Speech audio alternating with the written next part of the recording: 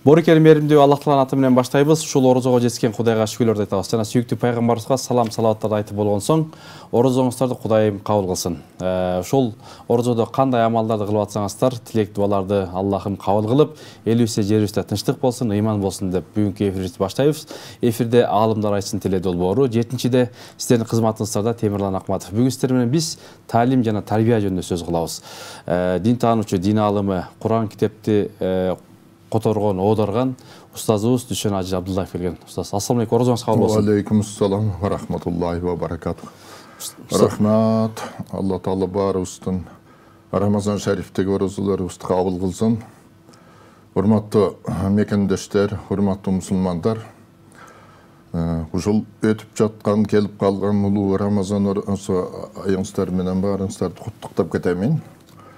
Жанада ушул улуу Рамазан айында мүмкүн болушунча жакшылык иштерди көбүрөөк кылып калууга сиздерди чакырам. Анткени Алла Таала өзүнүн ыйык Куран китебинде жакшылык иштерди жарыш кыла деп буйрук кылган. Ошон үчүн бул бир жылда бир келип калуу үчүн мүмкүнчүлүк, ушул мүмкүнчүлүктү пайдаланып, мүмкүн болушунча соопчулук жана жакшылык иштерди көп кылып, садака, закат деген нерселер бар. Ыктыярдуу түрдөгү закаттар, ыктыярдуу түрдөгү садака, жана да милдеттүү түрдөгү закат. Ошолордон биринчи кезекте милдеттүү түрдөгү закаттан кутулууңуздар. Себеби дегенде, ушул закат боюнча көпчүлүк биздин элибизде түшүнүктөр жок экен. Эмнегедир садака менен закатты чаташтырып, садака берип коюп, азыраак өлчөмдө. Анан кийин малынын, акчасынын эсептерин чыгарбай, ошол тийиштүү өлчөмдө 2,5% эсепти чыгарбастан эле болжоп туруп эле садака берип кутулдук деп ойлоп калышат экен. Ошондо менен байлыгы канчалык көп болсо, ошончолук көбүрөөк өлчөмдө прогрессия болот багы. Ошол жактан ал турсун кээ бирөө эсептеп көрсө дагы сараңдык кылып, эмнегедир көптөй сезилип, бере турган закат анан бербей койгору дагы байкалып атат да. Ошол пайгамбарыбыздын учурунда бир Салаба деген пайгамбарыбыздын сахабаларынан болгон. Ошону 3 ирет суранышкан сахабалар. Ушул Салаба өтө кедей болуп атат, өтө итке минген жакыр болуп. Ушуга бир дуба кылчы, ушул байып кетсин дегенде пайгамбарыбыз 3 жолу баш тарткан.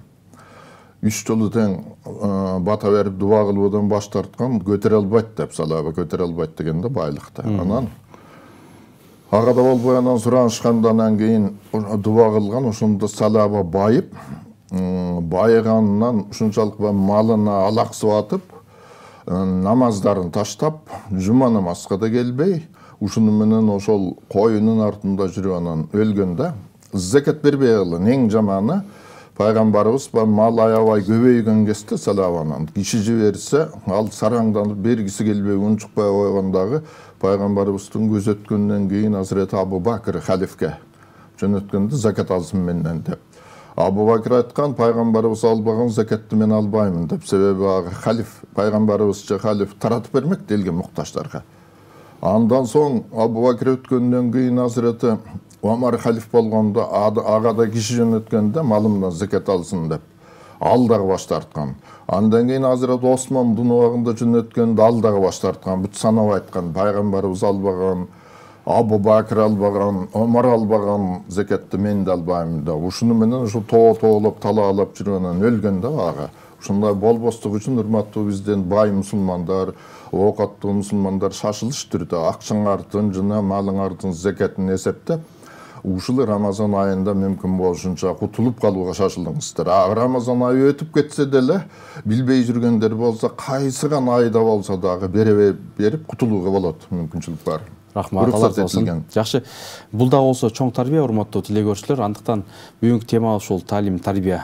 Баягы Дүшен Ажы айткандай, балким баягы эскертүү момундар пайда берет дейт. Анда ушул темага да токтолуп берсеңиз, таалим, тарбия деген эмне?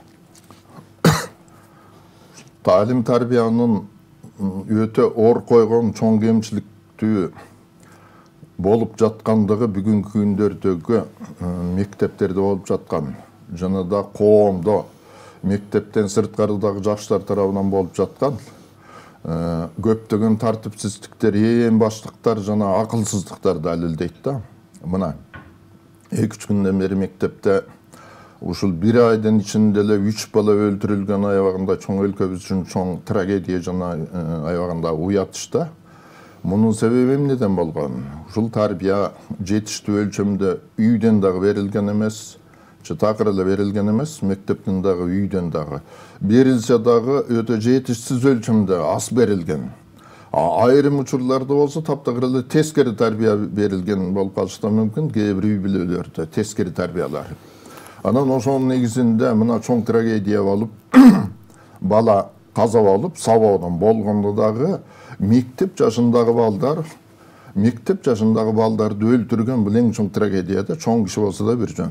Анан ошон үчүн мындан куткара турган жолдорду биз сунуш кылышыбыз керек, себеби биз ал кырсык тууралуу кайта айта бергенден пайда жок да. Фейсбукта сунуш кылып жаздыңыз, Кутулуп чыгуунун жолдорун сунуш кылуубуз керек, урматтуу кандай жолдор бар? ата-энелер, урматтуу мугалимдер жана урматтуу жарандар өлкөбүздүн.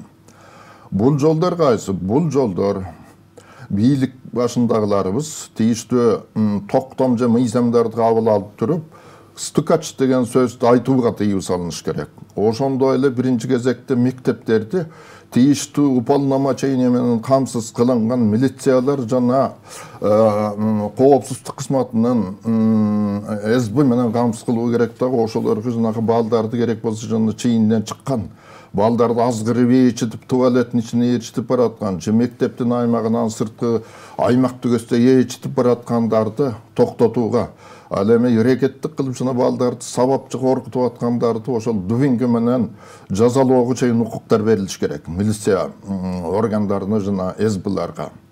Жана ошондой эле кечиктирилгис нерсе, мугалимдер жашырып, өздөрү жашырып айтпай коюшат экен деп атышат.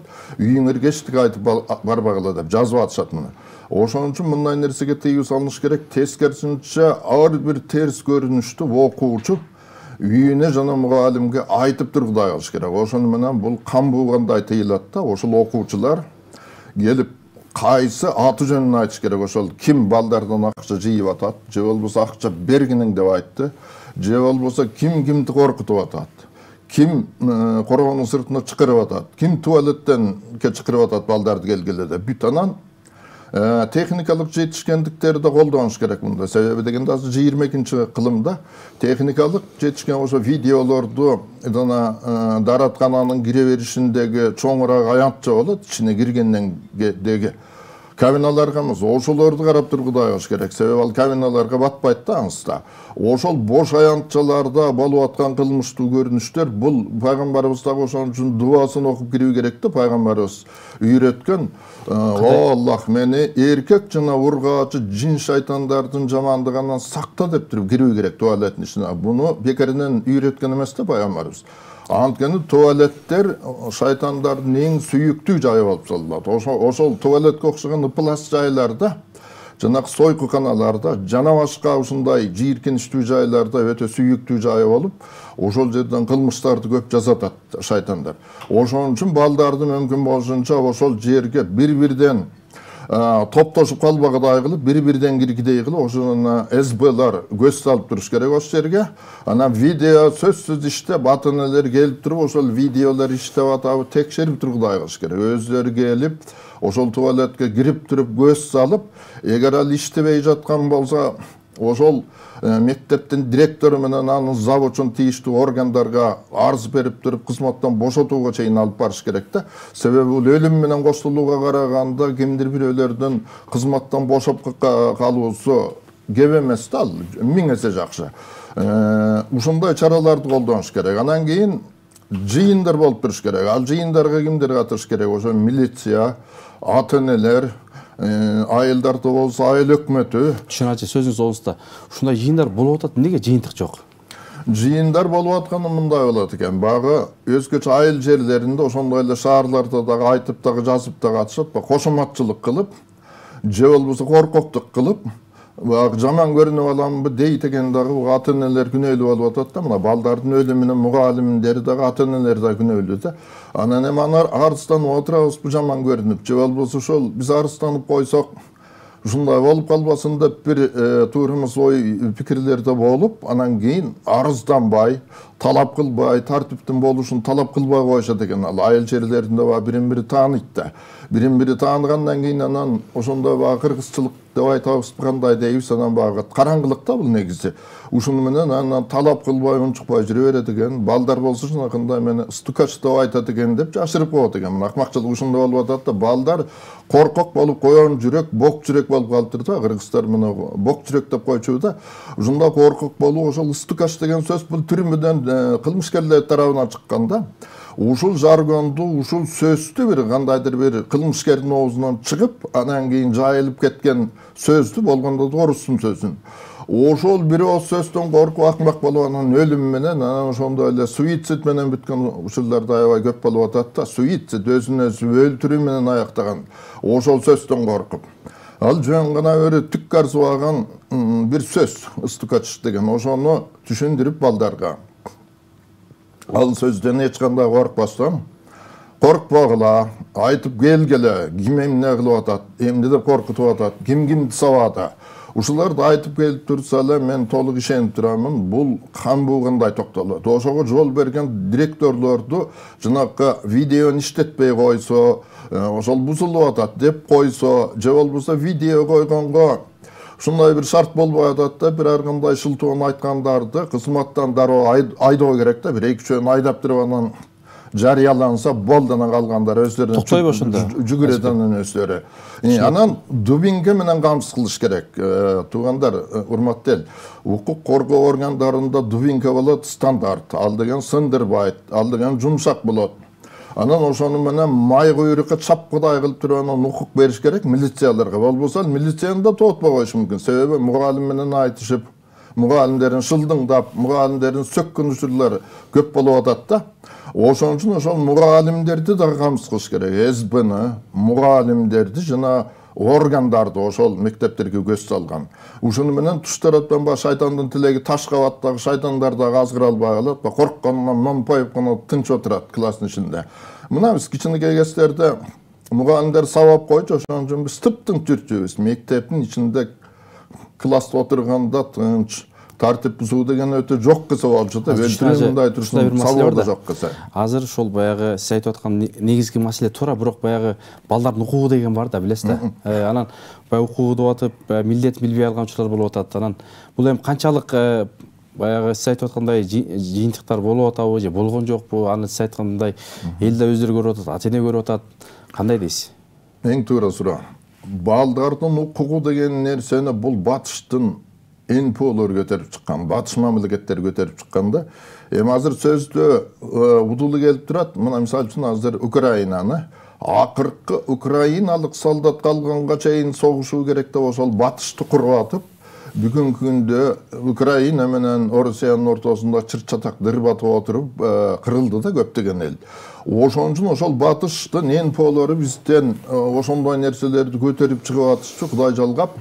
Bizde ошол НПОлордун финансылык ишмердүүлүгүнө карата мыйзам киргизилип, Кудай жалгап алардын көпчүлүгү ооздукталды азыр. Мурункудай багы оюна келгенди үйрөтүп, жанакырак ЛГБТларды пропагандалап атчу да, ал дагы укук деп, кыздардын, балдардын укуктары, эркек менен эркек, балдар менен балдар өбүшө берүүгө, үйлөнүүгө укуктуу деп атышчу.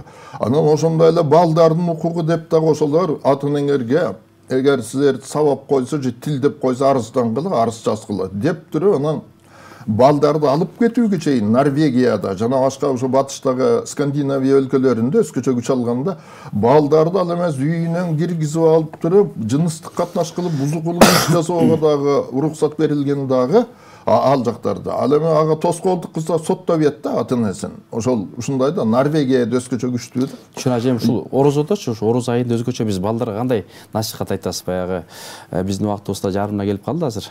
Ошол талим тарбиясы жакшы болуш үчүн, мугалимди жакшы угуш үчүн кандай кеңештер бересиз?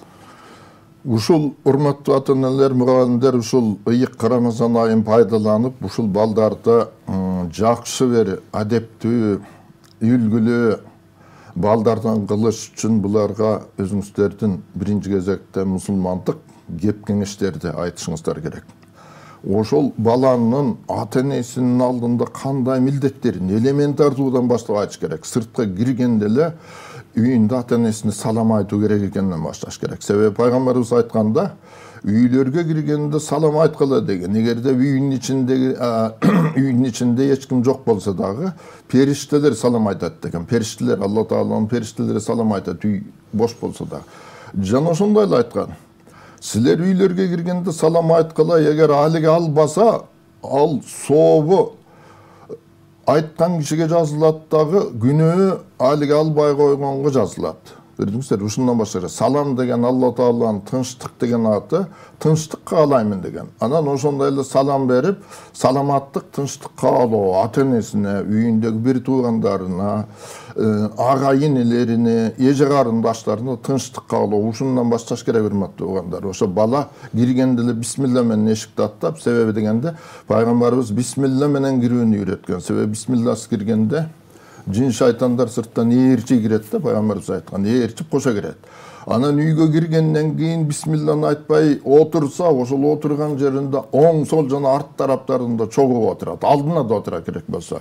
Анан ошондой эле тамак ичип атканда да бисмилласы баштап ийсе, анда ошол тамак аркылуу анан кийин өз билгенин кылат. Ичип аткан тамак аркылуу жин шайтандар. Ошон үчүн ошондой эле шайтандар пайгамбарыбыз айткан, мындай деп айтат деген. Биз үйгө дагы жеттик, ошондой эле тамакка да жеттик деп айтышат деген. Бири-бирине айтышат да, мына үйгө да кирдик, үй жайга да ошондой эле тамакка да жетиштик деп.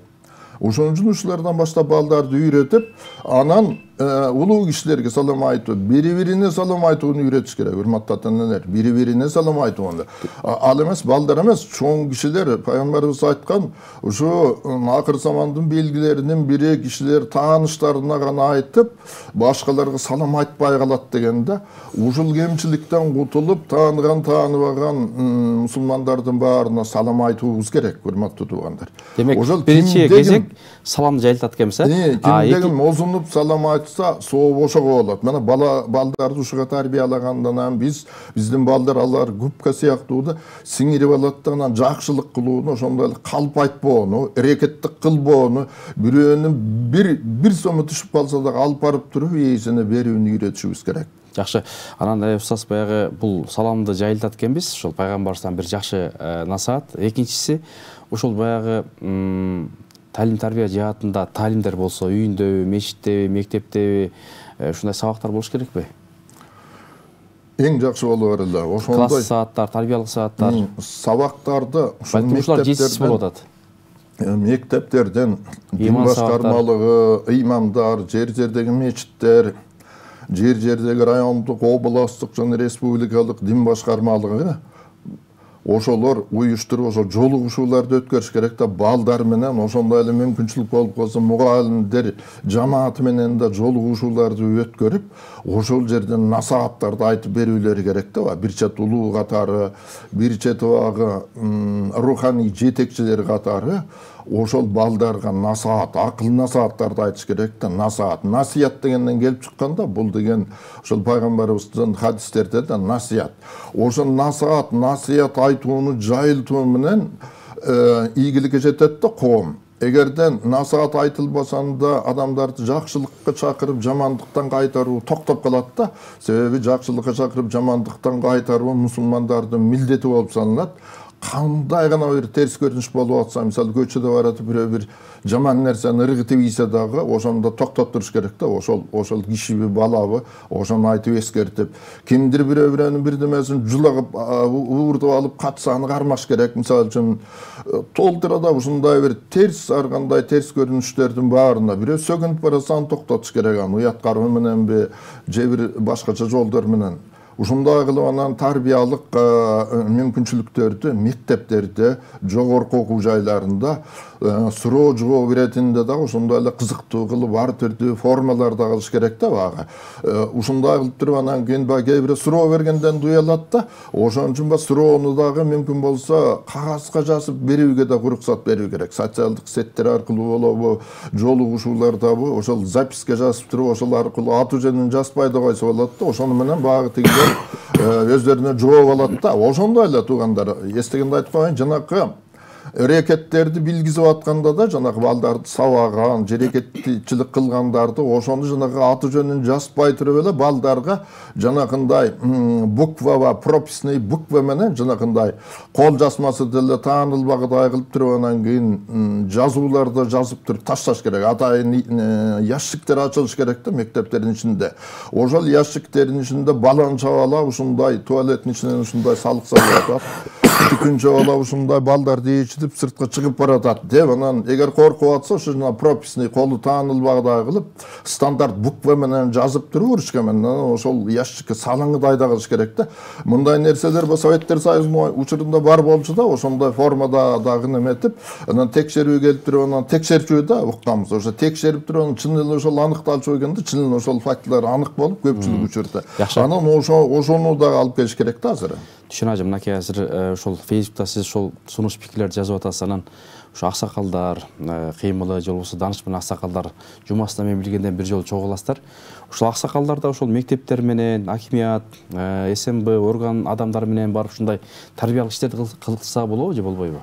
Коомчулук болгондон кийин ошонун баарын биргеликте кылыш керек да, антканда бүт баары бир коомдо жашап атат да, элдин баары коомдо жашап атабыз.